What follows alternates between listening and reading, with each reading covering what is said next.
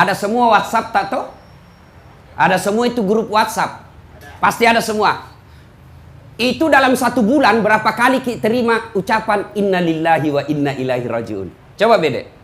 Saya itu hampir sepertinya tiap pekan ada masuk innalillahi wa inna ilaihi rajiun. Innalillahi. Dan saya pelajari, oh begini rupanya kalau mati ki. Ada yang ikut bela sungkawa, nah tulis ayat, nah terjemahkan lengkap dengan doanya. Yang paling sial, nah copy paste saja. Coba begitu bila cipta nanti kalau mati ki. Nah copy paste saja. Ada misuja, nah tulis saja RIP Das Atlatif. Begitu bi. Padahal tiap hari ki sama-sama minum kopi itu. Diteraktir poeng coto. Begitu mati ki itu jina tulis RIP Das Atlatif. Capuk nih. Sudah itu besok nah hapus mina mata di WhatsApp. Takut mi terima itu WhatsApp tak. Nah hapus. Begitu bapak masuk.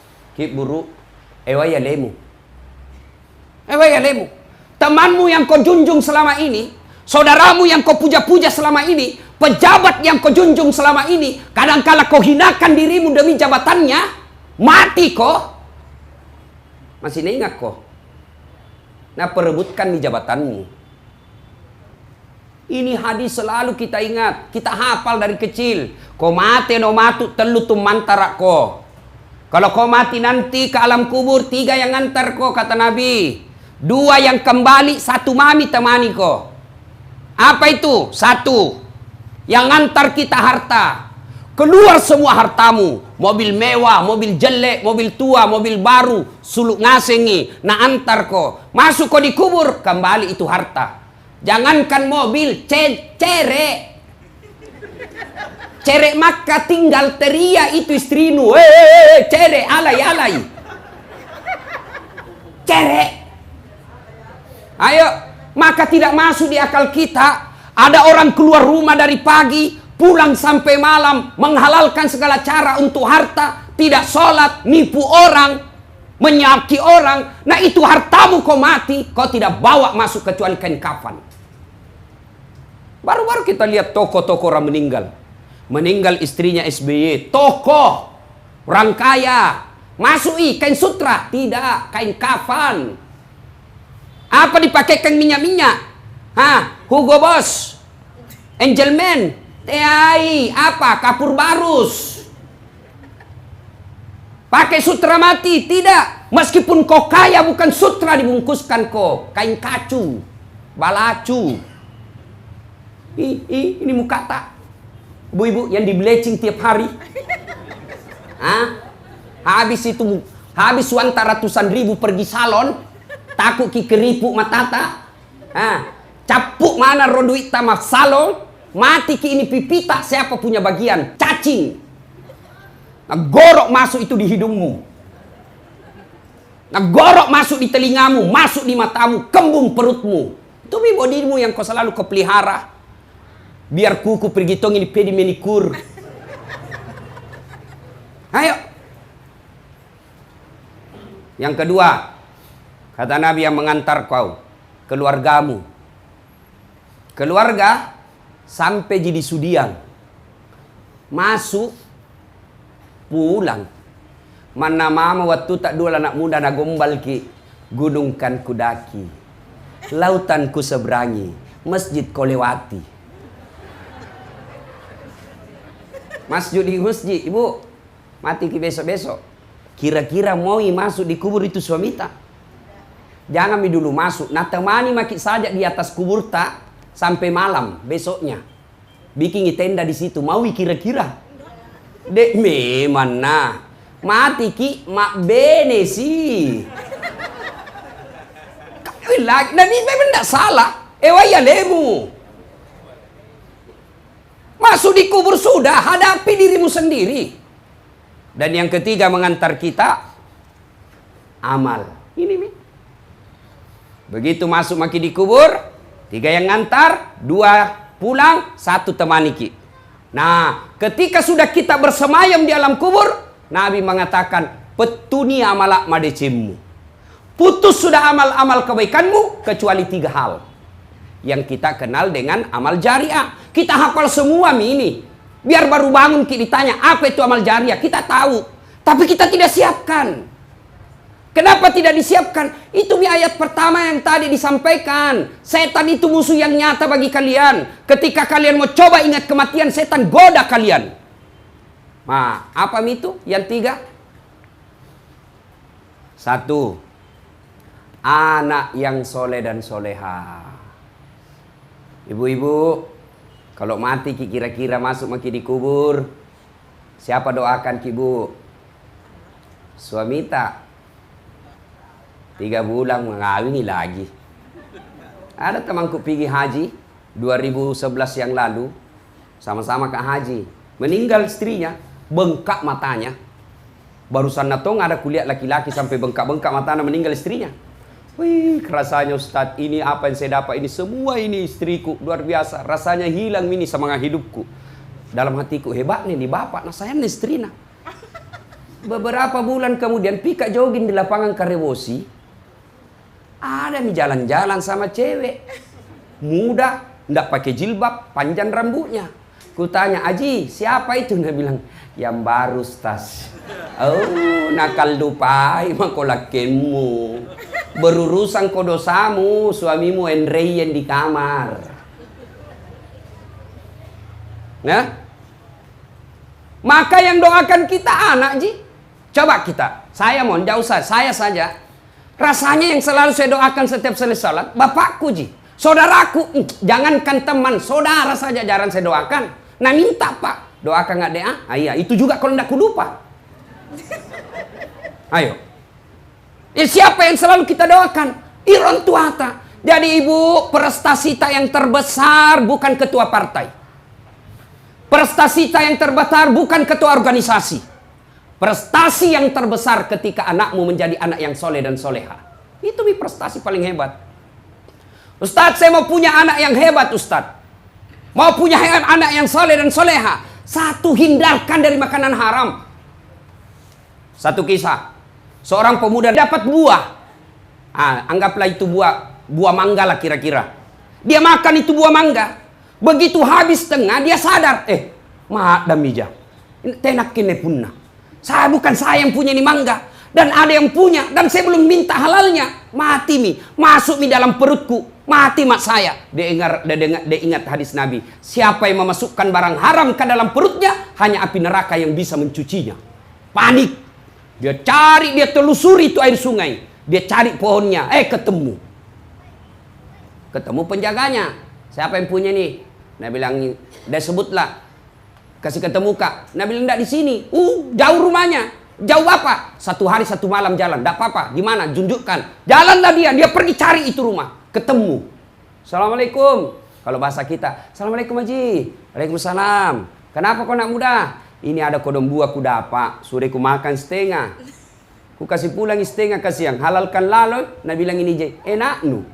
Sudah ku makan setengah sisa nu kasih ya. Dia bilang begini. Saya halalkan yang ku sudah makan. Dengan catatan. Nikahi anak gadisku. Wih. Langsung sana anak. Alhamdulillah dapat jodoh. Dia bilang orang tua. Jangan kau dulu cepat senang. Ini anakku tuli. Buta.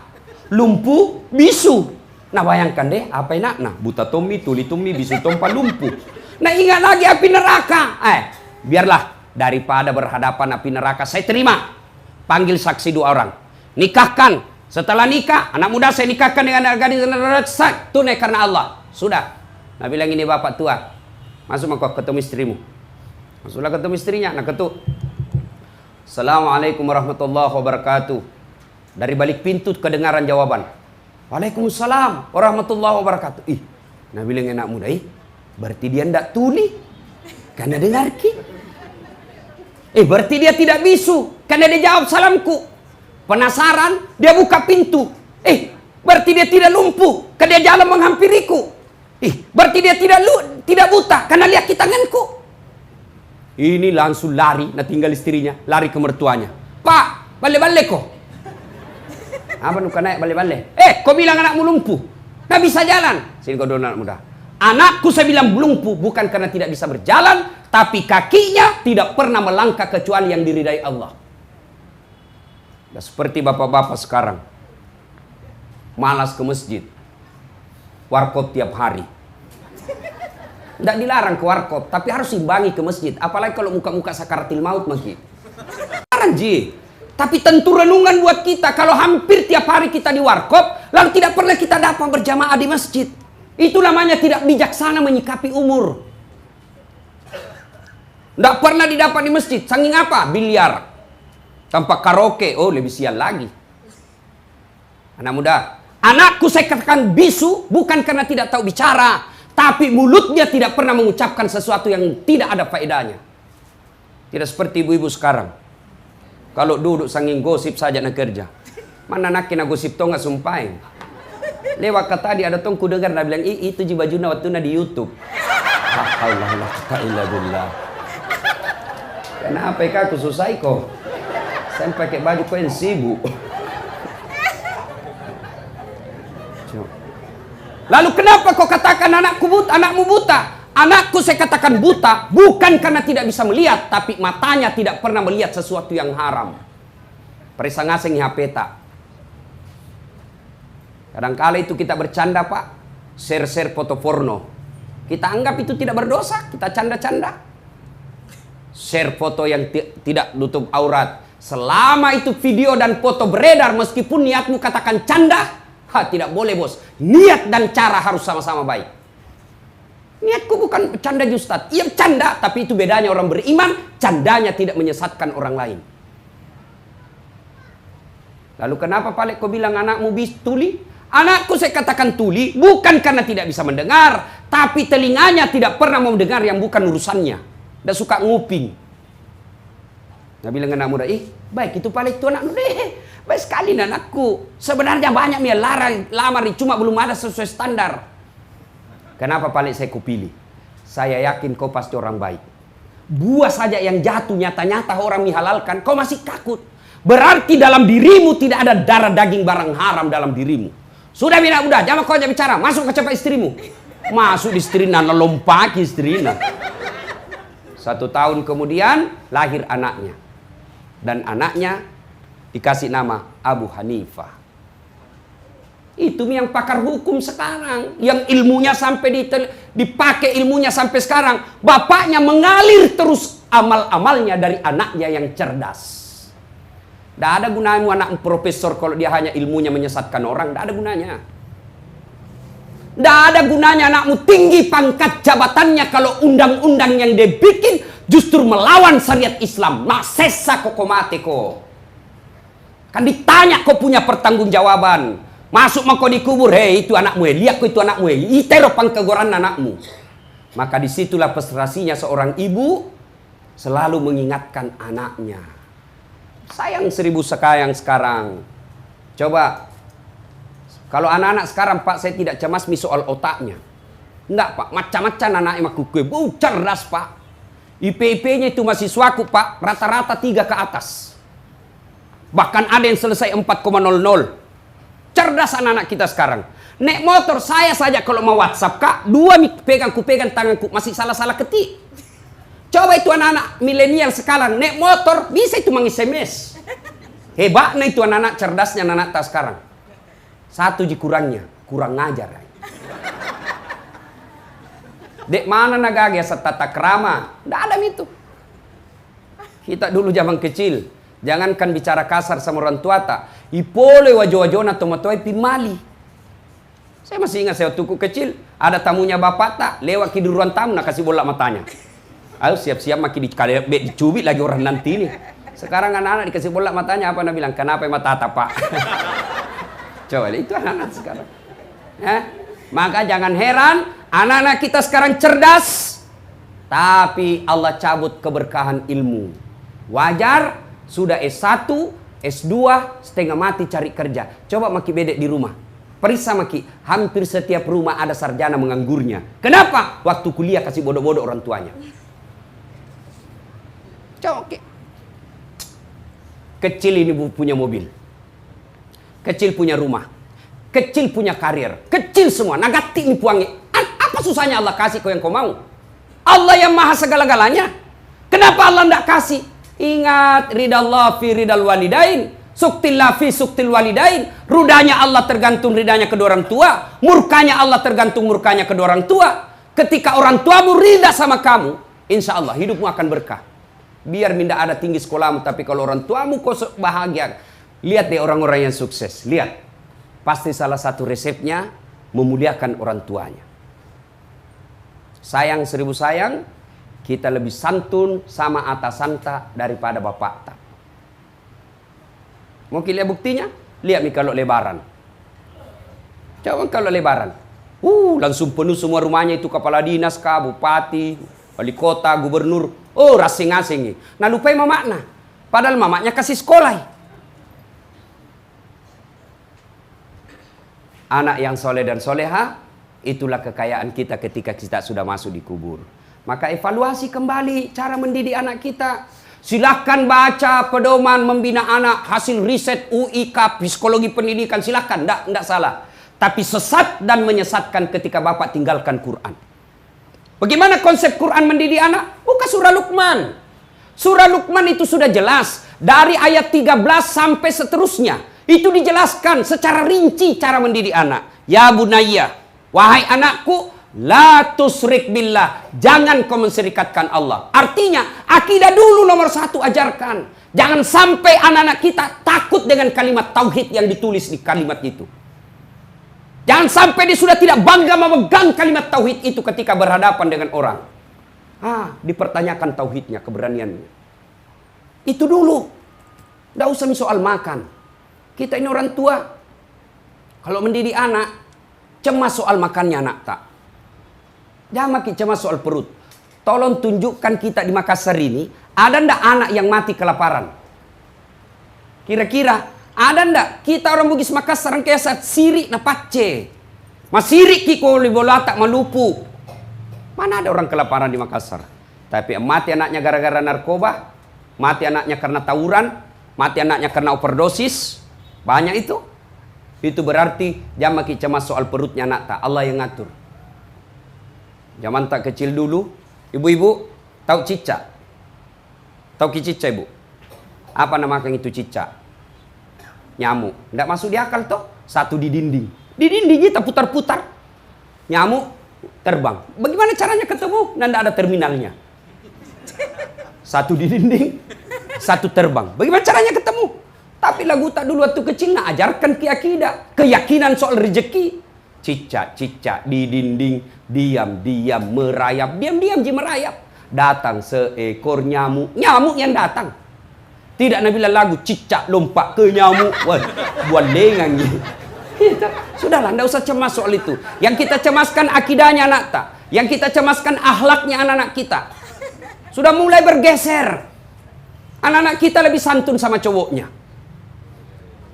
Kalau cowoknya nasihati, terserah kita kak, kita mi mana yang baik, terserah mi. Sekali ini bapak nasihati apa? Ini bapak kolot, itu kan dulu. Cowok ini anak-anak tak sekarang. Tak balik na kita, itu HP tak sangin foto anak tak di situ. Kalau anak tak sangin foto artis. Saya bilang ganti kau itu. Masa foto itu artis, tidak kenal kau. Pernah kau miss call? Tidak. Pernah kau kirim pulsa? Tidak. Kenapa kau simpan di situ? Foto nama bapakmu. Simpan itu, hapus. Tunggu dulu pak. Cari nama lain, tak hapus Mistas. Foto nama bapaknya tak hapus. Setengah mati dicari kamu. Nah kenapa? Salah satu sebab kita gagal mendidik anak-anak kita. Saya kalau lihat negara kita ini begini, banyak protes apa dan sebagainya. Sudah jangan demo-demo deh, rusak-rusak saja orang. Gimana caranya? Perbaiki diri kita masing-masing, selesai. Coba kalau orang tua berhasil mendidik anaknya menjadi orang-orang yang baik. Dia menjadi pejabat-pejabat yang baik. Menjadi polisi-polisi yang baik. Tentara-tentara yang baik. Dosen-dosen yang baik. Otomatis masyarakat kita baik. Cuma dari kecil kita ajarkan. Duit ji. Malu ki kalau anak tak tidak pakai handphone. Malu ki kalau anak tak tidak pakai mobil. Malu ki kalau anak tak pergi pengantin bajunya cakar. Tidak malu ki kalau anak gadis tak dibawa malam jam 2 baru pulang. Begitu ditegur, Nabi bilang, ini kan modern, Mima. Zaman tak jadi dulu itu. Dan kita akui. Auzubillah min zalik. Ini yang pertama. Ya, yang bisa menyelamatkan kita, yang bisa mengalirkan pahala-pahala adalah anak yang soleh dan soleha. Yang kedua, kata Nabi, apalagi? Ilmu yang bermanfaat. Ilmu yang bermanfaat. Maka orang-orang yang mau memperbanyak amalnya, ayo dakwah-dakwah di medsos, sebarkan.